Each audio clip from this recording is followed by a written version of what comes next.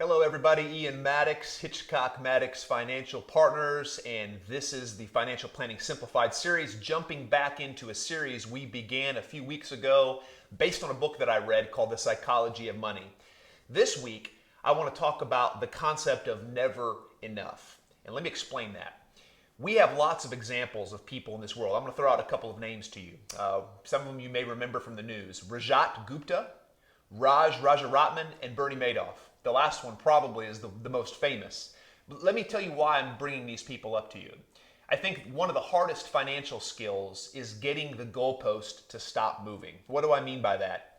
Think about a football analogy. The goalpost is there. When we hit it, we've scored, right? We've accomplished the goal at hand.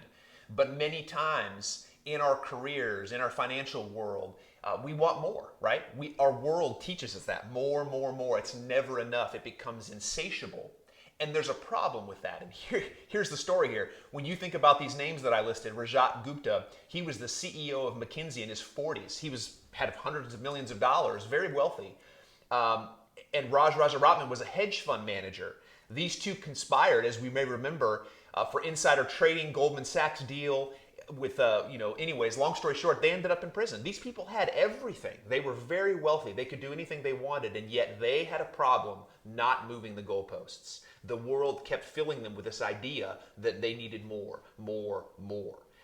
Bernie Madoff, I don't even have to go into that story. We know that as well. Had all the power, all the influence, all the wealth that he ever needed, and yet he turned a corner because he wanted more. The allure of power, wealth, influence, all of those things can be a downfall.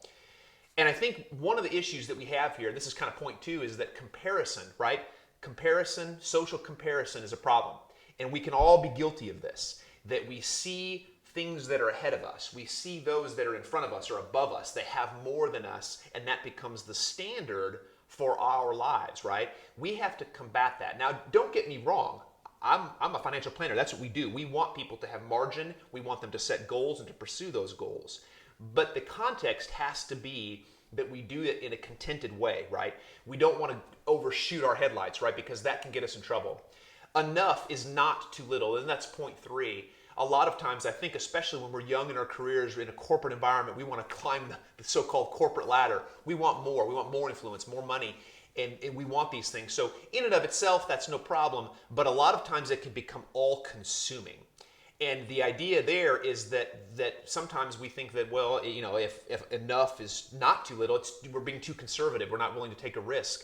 But an insatiable appetite for more often ends up in a negative result. It ends up into a negative pattern. It can push you to a point of regret where you look back and say, And if you were to read the stories of these people that I listed before, whether it's Rajat Gupta or Rajaratnam, there are things that they would say that were never worth taking the risk. Moving the goalpost actually ruined their lives in a way that impacted their reputations, their families, the people that cared about them, their influence, their wealth, all of those things were impacted simply because they couldn't operate within their lane. They constantly wanted to step out of it, to go further, to go above, and a lot of that was driven by social comparison.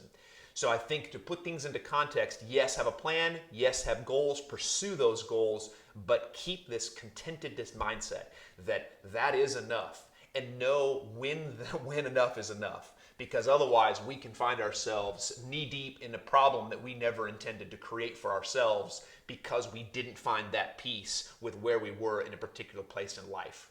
Until next time, if we can be of help, Ian Maddox, HMFP.